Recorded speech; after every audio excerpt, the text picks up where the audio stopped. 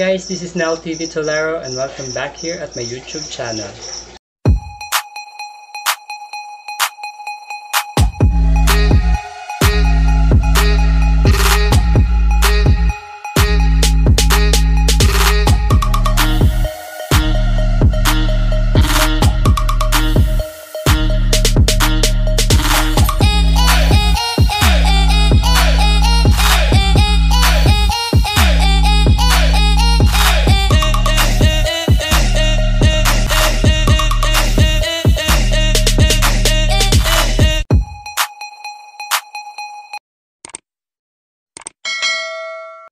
And for today's video mga idols, magkaroon tayo ng short tour dito sa Sunflower Farm. Ito yon.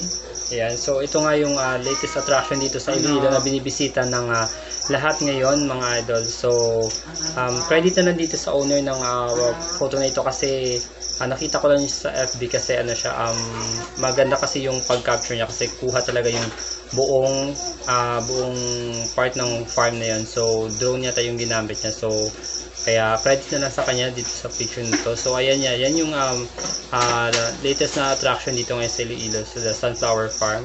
And so hindi ako nakapagkuha ng intro at saka so anyway, short clip lang din naman yung makikita nyo dito. So bigyan ko lang kayo ng konting idea muna kung paano pumunta, entrance fee at kung saan ito makikita mga idol.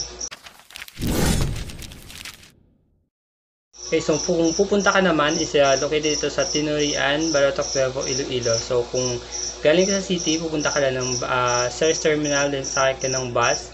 And then sabihin mo lang Sunflower Farm, alam na nila yan kung saan ka bababa. So well known kasi sa pangalan ng Sunflower Farm, pero ngayon yata meron na siyang exact name talaga, pero mas sikat pa rin siya sa pangalang Sunflower Farm. So sabihin nyo lang Sunflower Farm at doon na kayo nila ibababa. So entrance fee doon is 50 pesos, picture all you want. And anyway, meron ako pa kasi yung meron siya kasing name na talaga ngayon, pero dati kasi Sunflower Farm na siya kasi nagsimula siya dati puro sunflower lang siya kasi, pero di ba yung sunflower seasonal lang naman. So yung ginawa nila is in-improve nila, so marami silang pinagawang bago para maging attraction. At ngayon sikat na nga siya na marami na pumupunta doon at para naging attraction naging siya dito sa Iloilo. Pero bago ang lahat mga idol, kung bago ka pala dito sa aking channel, don't forget to like and subscribe and hit the notification bell para laging updated sa aking mga latest video. So, mag-start tayo ng mga notes.